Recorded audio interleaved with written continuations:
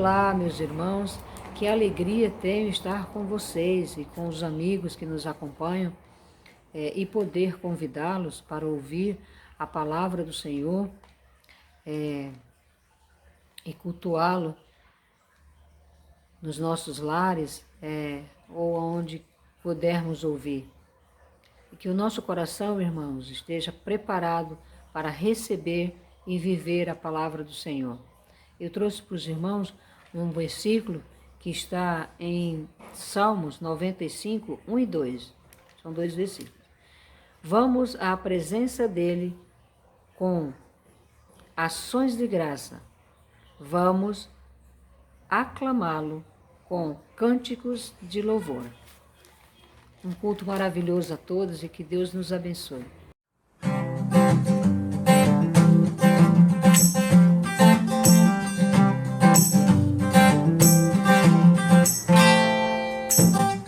Sobre toda a terra tu és o rei, sobre as montanhas e o pôr do sol.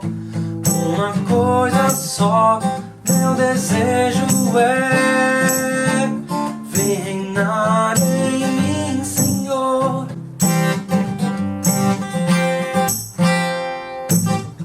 Sobre o meu pensar, tudo que eu falar, faz-me refletir a beleza que há em ti. Tu és para mim mais que tudo aqui. Vem reinar em mim, Senhor. Reinar em mim com o teu poder e meu coração sobre os sonhos meus. Tu és o Senhor de tudo que sou. Reinar em mim, Senhor.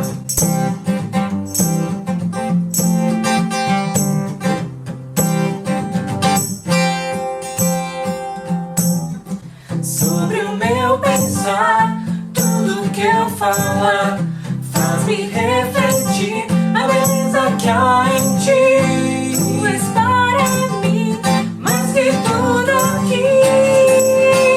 Vem reinar em mim, Senhor. Reinar em mim com o teu poder e meu coração sobre os sonhos meus. Tu és o Senhor de tudo que sou. Vem reinar em mim, Senhor. Reinar em mim com o teu poder e meu coração sobre os sonhos meus. Tu és o Senhor de tudo que sou. Reinar em mim, Senhor.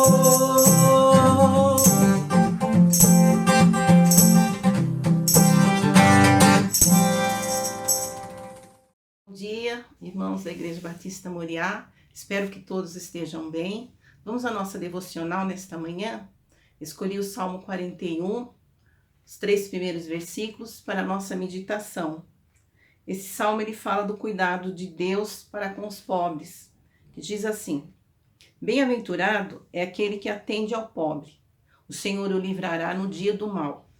O Senhor o livrará e o conservará em vida. Será abençoado na terra, e tu não o entregarás à vontade de seus inimigos. O Senhor o sustentará no leito da enfermidade. Tu renovas a sua cama na doença. Que bênção! Vemos aqui promessas e recompensa, quando nós também temos essa bondade e essa sensibilidade em nosso coração em relação à necessidade do outro. E procuramos agir e socorrer. Que o Senhor tire do nosso coração todo e qualquer egoísmo em relação na maneira como nós consideramos aquilo que nos pertence. Mesmo porque Deus ele dá a nós para dar através de nós. Amém? Vamos estar orando? Senhor Deus e Pai, nós queremos te louvar e te agradecer pelas bênçãos que recebemos de Ti todos os dias. Obrigado, Senhor, porque o Senhor tem suprido as nossas necessidades, Pai. e te agradecemos, ó Deus, os meios e os recursos que o Senhor também tem nos dado para que possamos ajudar aqueles que precisam.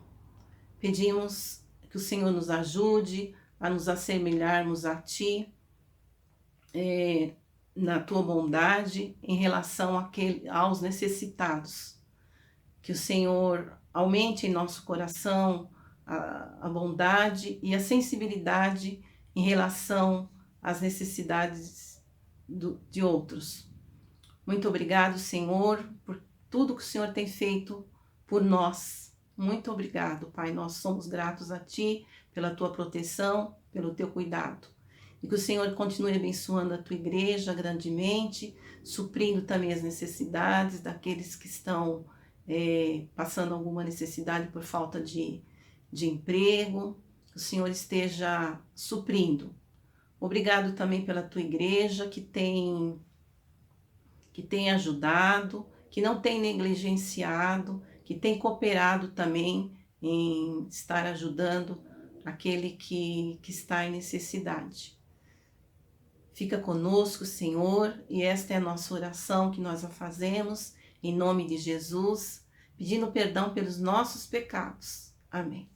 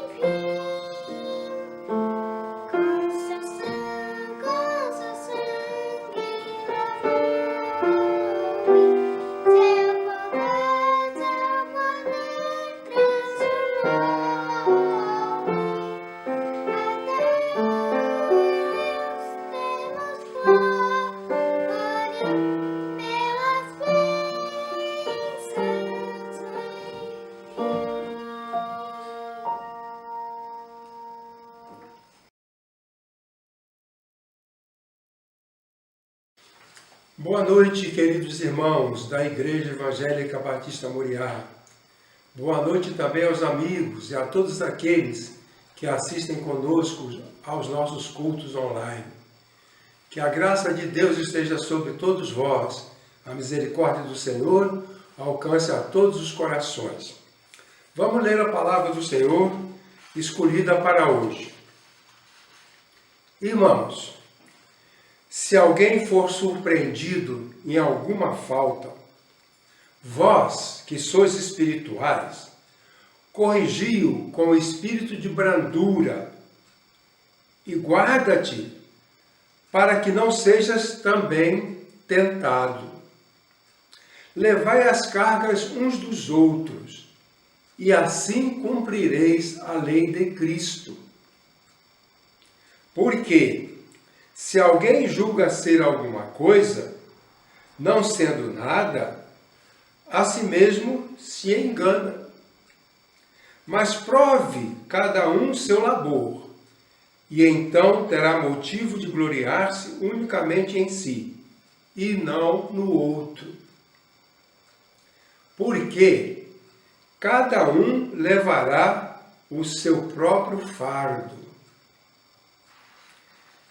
Carta aos Gálatas, capítulo 6, versículos de 1 a 5. O nosso tema, com base nesta passagem, é a restauração comportamental de pessoas na igreja. Poderíamos acrescentar de pessoas de um modo geral, na igreja, na família ou em outros ambientes. A restauração comportamental. A verdade central, que é aquela ideia que deve ficar fixa na cabeça, é a seguinte: a restauração é tarefa de todos nós. A restauração é tarefa de todos nós.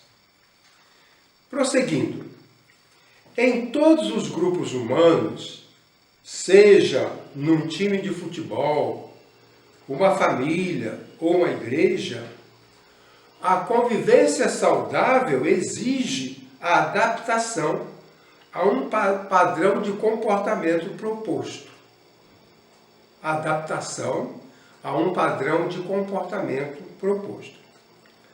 A violação desse padrão produz na pessoa que o violou um desajustamento que exige uma restauração.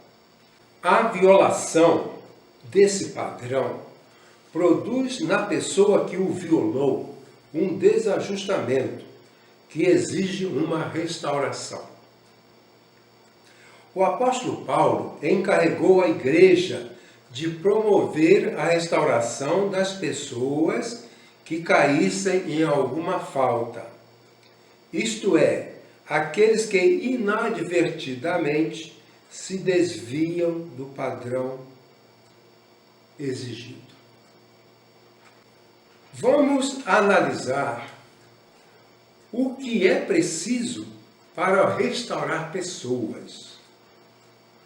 O que é preciso para restaurar pessoas? Primeiramente, para restaurar pessoas, precisamos assumir a nossa responsabilidade. O texto diz: vós que sois espirituais, corrigi-o. Vós que sois espirituais, corrigi-o. O que é um crente espiritual? A ideia comum é que um crente espiritual é aquele crente fervoroso, que canta com muita alegria, que prega com muito vigor, aquele que ora com muita emoção. Mas o apóstolo Paulo não está falando disso. O apóstolo Paulo não está falando dessa pessoa. Isso não é verdadeiramente um crente espiritual. Todos os crentes, os quais são espirituais, quer dizer, todos os crentes são espirituais, são pessoas que retêm no coração e no entendimento as verdades do Evangelho. Tem no coração e no entendimento as verdades do Evangelho, administradas pelo Espírito Santo, produzindo o fruto do Espírito. Em Gálatas 5 encontramos esses frutos: amor, alegria, paz, paciência, amabilidade, bondade, fidelidade, mansidão, domínio próprio. Os crentes espirituais são aqueles que têm o fruto do Espírito, que nós ouvimos falar: amor, alegria, paz, paciência, amabilidade, bondade, fidelidade, mansidão, domínio próprio. A esses crentes é dada a tarefa de restaurar os faltosos, recuperar os crentes que caíram. Também podemos dizer que todos os crentes que aceitam sofrer com o outro para restaurá-lo é o que leva às suas cargas. Todos os crentes que aceitam sofrer com o outro para restaurá-lo, isso quer dizer que é o crente espiritual. O apóstolo Paulo diz a passagem muito conhecida: levai as cargas uns dos outros. O que é levar as cargas uns dos outros? Levar a carga do outro significa suportar, juntamente com aquele que vacilou, as consequências do seu desvio moral. Quais são essas consequências? A pessoa se desviou, ela falhou, ela sofre consequências. Quais são essas consequências? Culpa, vergonha, remorso, isolamento. Compartilhar do sofrimento do outro que pecou, isso significa a atitude para restaurá-lo. Aquele que pecou não deve ser isolado, mas deve ter o acompanhamento para a sua recuperação. Eu li uma vez a história de uma família onde o filho, menino talvez de uns 6, 7 anos, cometeu um delito familiar que cada pessoa pode cometer. E esse menino foi castigado. O castigo era que naquele dia, naquela noite, ele iria dormir no sótão.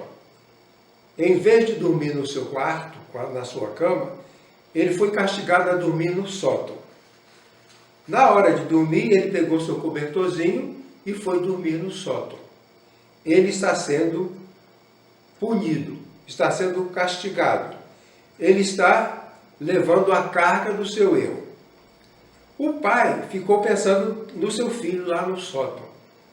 E a certa altura, o pai pegou o seu cobertor e foi para o sótão. E disse: filho, você está sendo castigado e está dormindo aqui por esse castigo. Mas eu vim dormir com você, eu vou compartilhar com você. Isso é levar as cargas uns dos outros.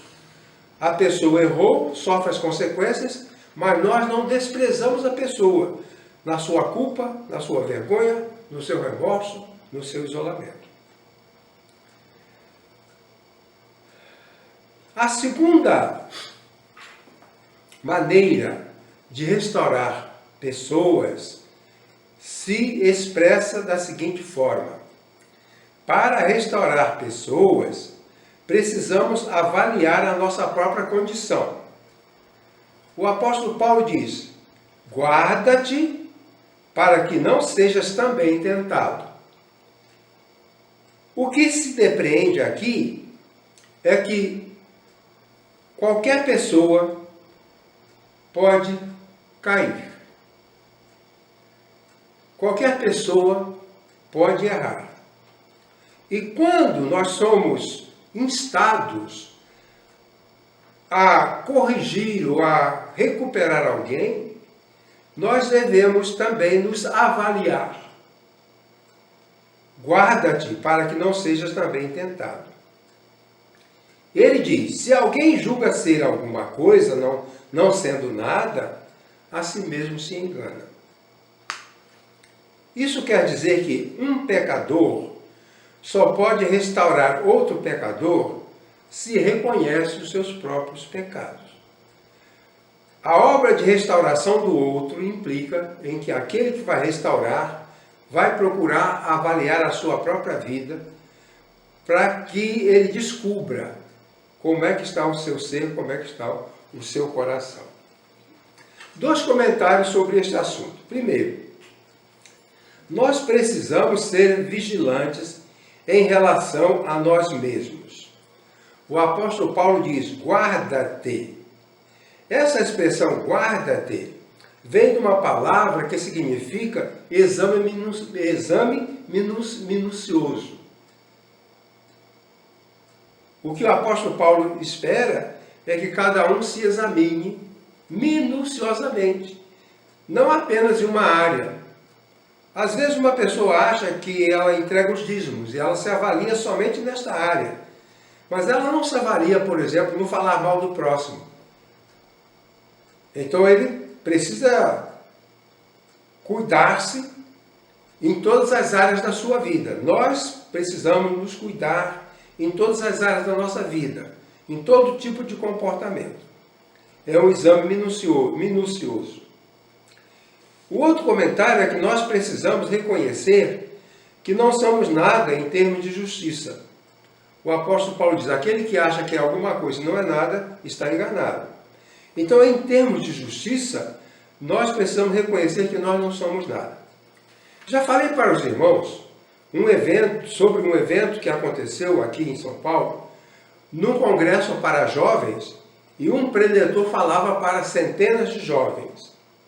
A certa altura, ele disse, eu dificilmente peco. O apóstolo Paulo diz que nós precisamos nos avaliar para ver se é isso mesmo. Aquela pessoa que acha que dificilmente peca é porque ela não se avalia. Porque quem se avaliar de verdade diante de Deus vai reconhecer que está sempre pecando. O que o salmista diz? O meu pecado está sempre diante de mim. E era o salmista, era Davi. Ele diz isso. O que o apóstolo Paulo fala na primeira carta a Timóteo, capítulo 1, versículo 15? Cristo Jesus veio ao mundo para salvar os pecadores, dos quais eu sou o principal. O apóstolo Paulo se reconhecia o principal dos pecadores. Agora, nós não podemos dizer eu dificilmente peco, porque nós estamos incluídos na condição de Paulo. Somos os principais pecadores. Sabendo que somos os principais pecadores, nós vamos ter condição de restaurar o outro. Do contrário, nós não podemos fazer isso. Eu li a história de um cristão na Europa, na época dos movimentos, na época das mudanças religiosas. Esse cristão, ele costumava ir à praça quando criminosos eram castigados. Os criminosos eram castigados publicamente na praça. E ele ia lá e olhava aqueles criminosos sendo castigados. E ele se ajoelhava e dizia, Senhor, graças te dou, porque tu me livraste de ser um daqueles criminosos. Eu não sou um criminoso porque Deus me livrou disso. Eu poderia ser um bêbado de rua. Eu que estou falando para você, poderia ser um bêbado de rua. Poderia ser uma pessoa de linguagem suja. Eu poderia ser um preguiçoso. Eu não sou essas coisas porque Deus me assistiu. Não porque eu seja alguma coisa. Paulo diz, não, você não é nada, nós não somos nada. Se nós temos alguma justiça, essa justiça nos é imputada por Cristo, por meio do Espírito Santo. Então, se nós não estamos na vida de pecado, devemos dizer, graças dou a Deus, porque eu não estou naquela vida de pecado. Porque Deus me assistiu, Ele me cuidou, Ele cuidou de mim, Ele me ajudou. A terceira condição ou necessidade para restaurar pessoas se expressa da seguinte maneira. Para restaurar pessoas, precisamos desenvolver um temperamento bondoso. Paulo diz, corrigi-o com espírito de brandura. Nós não podemos restaurar pessoas se o nosso temperamento é inadequado. O que Paulo está dizendo é que o temperamento adequado para corrigir pessoas é esse espírito de brandura. Vamos explicar melhor. Primeiro, nós precisamos ter mansidão. Manso é aquele que não perde o controle das suas emoções, que não se exaspera, que não se exalta, que não se comporta agressivamente. Vou ler outra vez. Manso é aquele que não perde o controle das emoções, não se exaspera, não se exalta, não se comporta agressivamente. Essa pessoa que tem mansidão, ela pode restaurar outras pessoas porque ela tem um temperamento apropriado. o xingador, o gritador, aquele que fala palavrões, aquele que usa palavras duras, ele não tem condições para restaurar ninguém. O ensino de Jesus diz: os mansos herdarão a terra.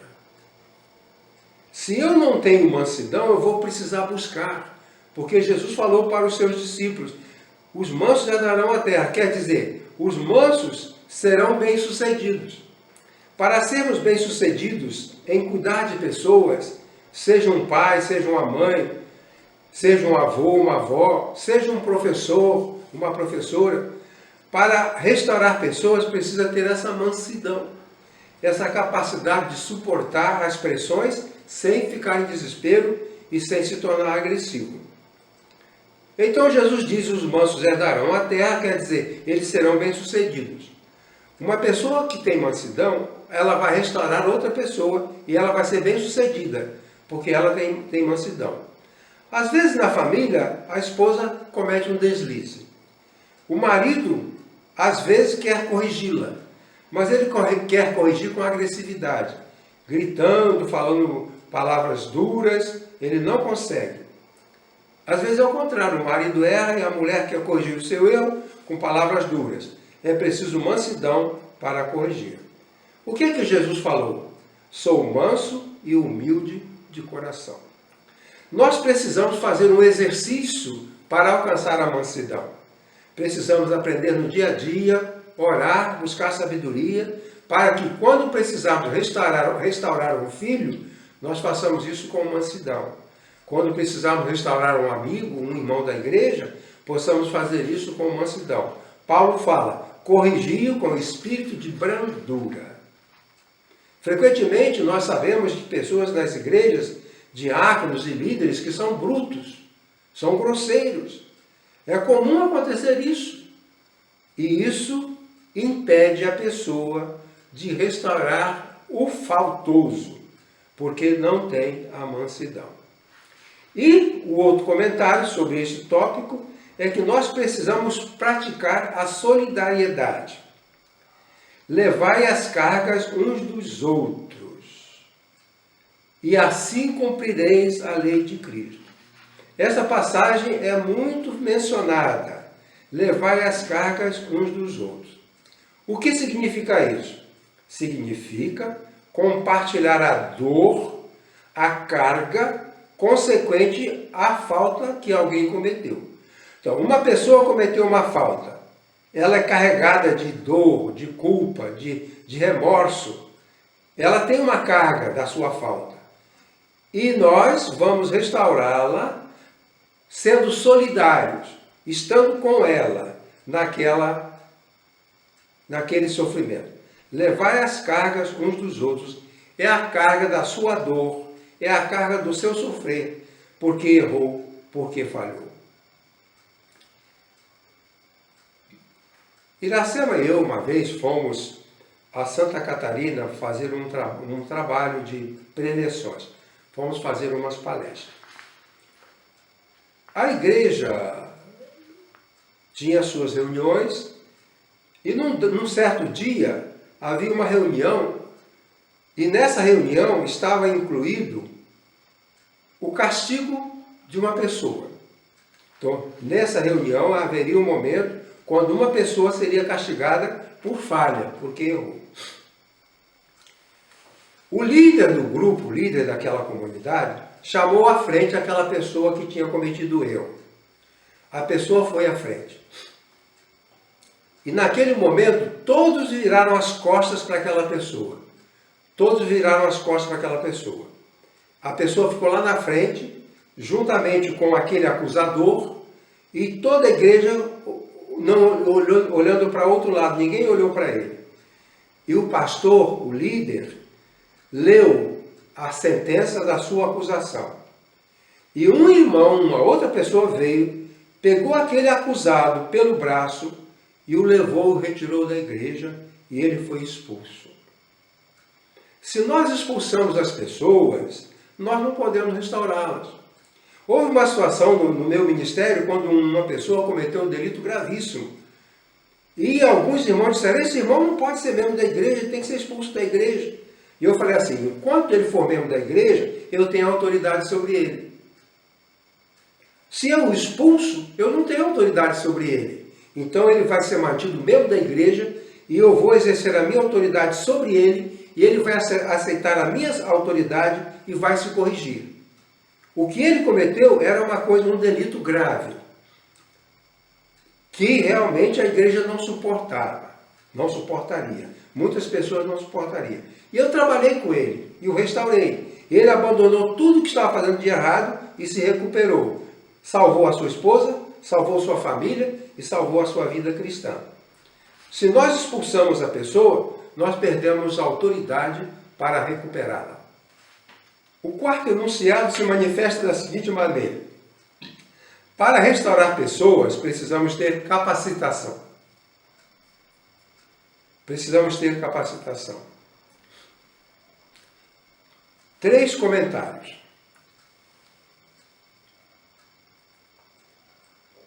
O apóstolo diz, porque cada um levará o seu próprio fardo. Nós, para sermos capacitados a restaurar, precisamos ser primeiramente ajustados em relação às nossas próprias perturbações, às nossas próprias aflições. E Paulo diz que isso se faz porque cada um levará o seu próprio fardo. Deixa eu explicar melhor. No versículo 2, o apóstolo Paulo diz que devemos levar as cargas uns dos outros. No versículo 5, ele diz, cada um levará a sua própria carga. A carga mencionada no versículo 2 significa o peso emocional e espiritual consequente às faltas cometidas. A pessoa cometeu uma falta, seja familiar, seja na igreja, seja no trabalho, e essa pessoa é tomada de uma carga. A carga emocional, a carga espiritual, a carga consequente às faltas cometidas. O apóstolo Paulo diz que nós precisamos ser solidários ao outro que sofre as consequências do seu erro. No versículo 5, o apóstolo Paulo diz, cada um levará o seu próprio fardo. O fardo mencionado no verso 5 significa o peso das aflições decorrentes da própria natureza da existência humana. Então, levar as cargas é a carga do outro. Carregar o fardo é levar o meu fardo. Eu preciso compartilhar da aflição do outro que errou. E preciso assumir as condições de sofrimento da minha vida. Então, o fardo é o peso, meu peso, não é do erro do outro. O fardo é meu, a carga é do outro, que eu ajudo a carregar. O fardo é meu, que eu tenho que carregar. Esse fardo significa a mochila do soldado. No tempo antigo era uma expressão militar. O soldado carrega a sua mochila. Vamos imaginar 2 soldados, cada um com a sua mochila. É o fardo. Cada um levará o seu próprio fardo. Ele terá que levar. O soldado João tem que levar o seu fardo. O soldado José tem que levar o seu fardo. No caminho, na caminhada, o soldado João tropeça e cai. O soldado José continua com seu fardo e vai ajudá-lo a carregar o fardo daquele que caiu. O fardo que nós carregamos é natural. Eu acho que toda a vida é um fardo. Viver é carregar um fardo. O homem que tem que sustentar uma família, trabalhando um trabalho pesado, eu vejo aqui passando o caminhão que colhe o lixo na rua, aqueles homens trabalham, eu fico pensando que duro é. Ele faz aquilo para sustentar a sua família. Ele corre, fala e corre e pega tudo aquilo. É a carga dele. Mas ele carrega aquele fardo. Ele precisa carregar aquele fardo. Porque ele tem uma família. Uma mãe que cuida dos filhos é um fardo. Cuidar de 3 filhos, 4 filhos. Minha mãe cuidou de 10 filhos. Isso é duro. É um fardo. Mas ela é a mochila dela. É a mochila do soldado. Tem que carregar. Se eu não suportar o meu fardo, eu não posso ajudar o outro com a sua carga. Eu preciso carregar o meu fardo. Eu preciso ser ajustado, tranquilo, sereno com os meus problemas. Porque se eu sou um desajustado com o meu fardo, eu não posso ajudar o outro nas suas cargas. Outro comentário é que nós precisamos ser portadores de uma sabedoria. A palavra Paulo, corrigir-o. Para corrigir o outro, eu preciso de ter sabedoria. Vejam só, restaurar um faltoso é uma tarefa delicada e difícil. Não é fácil, não. Todo pastor que é responsabilizado por restaurar pessoas sabe que isso é muito difícil. Uma vez eu estava querendo restaurar um casal, um casamento. E eu fui aconselhar aqueles dois, marido e mulher, que estavam em litígio. Eu fiquei lá com eles até 4 horas da manhã, lendo a Bíblia, orando e chorando com eles. No final, eles se abraçaram e se perdoaram. Uma semana depois, o marido foi embora de casa. Corrigir é difícil. Restaurar é difícil. E nós precisamos ter sabedoria. Precisamos ter sabedoria. Para restaurar um faltoso, precisamos ter sabedoria. Essa tarefa é difícil e delicada. É como o trabalho de um cirurgião. Nós precisamos de sabedoria. E o terceiro comentário é que nós precisamos estar dispostos a suportar frustrações. É como eu falei, fiquei tremendamente frustrado. Quantas vezes trabalhei com casais, investi neles, cuidei deles, ensinei, orientei e não adiantou de nada. Então nós precisamos suportar as frustrações e continuar trabalhando. Nós precisamos reconhecer que há pessoas incorrigíveis. Há pessoas que são incorrigíveis. O apóstolo Paulo falou que nós temos de restaurar. Mas nós seremos muitas vezes frustrados. Eu estava mexendo nas minhas ferramentas e vi um parafuso. Todo parafuso se ajusta a uma porca. A porca tem suas roscas, as estrias. O parafuso também.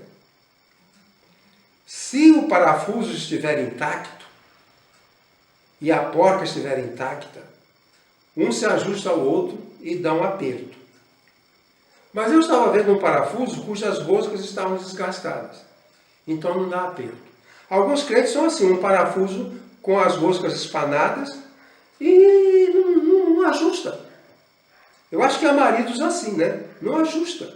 Dá o aperto e não aperta nunca, não ajusta nunca, porque está desgastada a estrutura. Então, isso é possível que nós tenhamos de ter uma sabedoria e uma capacidade de suportar e não desistir. Às vezes, para cuidar de um filho, para ajustar um filho, nós teremos que ser persistentes, porque ele não se corrige de uma hora para outra. Eu falei que restaurar é como o trabalho de um cirurgião. Eu admiro os cirurgiões, respeito muito o trabalho dos cirurgiões. Já fui cuidado por cirurgiões. E amigos, parentes, pessoas queridas foram cuidadas por cirurgiões. Só que acontece que às vezes o cirurgião, por melhor que seja, fracassa. Por quê? o cirurgião faz um trabalho primoroso. Ele faz um trabalho dentro dos padrões, dentro do protocolo, faz um trabalho primoroso. Mas o resultado vai depender do organismo da pessoa que foi operada. E o cirurgião diz, fizemos a cirurgia correta, agora depende do organismo dele. Depende do organismo. Se a cirurgia é perfeita, mas o organismo não reage, há frustração. O cirurgião vai ficar com uma pena, perdi um paciente. Operei um paciente e perdi. Não porque eu errei, mas porque o organismo dele não reagiu. Para restaurar pessoas, nós precisamos ter essa capacidade de suportar possíveis frustrações. E não devemos desistir, porque às vezes a gente tenta ajudar, tenta orientar, tenta corrigir e não funciona, a gente desiste. Mas o apóstolo Paulo fala corrigio. Esse corrigio é o trabalho do cirurgião que não desiste. A resposta vai depender do organismo da pessoa. Quando você anda na estrada, numa estrada, você vê 3 tipos de motorista. Há aquele motorista que nunca sai da pista principal. Há aquele motorista que de tempo em tempo dá uma desviadazinha para o acostamento. Depois ele volta. E há aquele motorista que vai no acostamento o tempo todo, nunca volta do acostamento. A restauração é isso. Saiu para o acostamento descuidadamente, sem perceber, mas percebeu e volta. Esse é aquele que é restaurado. O que nunca sai da pista, está correto, não precisa ser restaurado. Aquele que sai, passa pelo acostamento por uns 10 metros, percebe e volta, é aquele que é corrigido, é aquele que é restaurado. E aquele que vai para o acostamento e não sai do acostamento, vai o tempo todo, a viagem toda no acostamento, é aquele que é incorrigível. Pois bem, todos os crentes precisam ser restauradores. É isso que eu queria dizer e vou encerrar com as seguintes palavras. Presta atenção. O texto que consideramos dá conta de que há a possibilidade de uma pessoa, mesmo um bom crente, cometer inadvertidamente algum desvio de comportamento, que o apóstolo Paulo chamou de falta. A falta traz consequências dolorosas, como culpa, remorso, vergonha, isolamento, que são as cargas. A pessoa que caiu em falta precisa ser restaurada, seja a esposa, seja o esposo, seja o filho, seja o marido, seja o empregado, seja o pastor, precisa ser restaurada pela ação dos crentes. Os crentes são espirituais, eles têm o Espírito Santo, compete a eles restaurar. Os crentes são espirituais, os crentes espirituais somos nós. Para restaurar pessoas, precisamos assumir nossa responsabilidade. Nós somos responsáveis por aquele que caiu. Precisamos avaliar a nossa própria condição. Somos alguma coisa ou não somos nada? Precisamos desenvolver um temperamento bondoso. E precisamos adquirir uma adequada capacitação. Estar preparados para restaurar. Restaurar uma pessoa faltosa na igreja ou na família é tarefa de todos nós. Devemos contar com a ajuda do Senhor. A Ele glorificamos. Amém.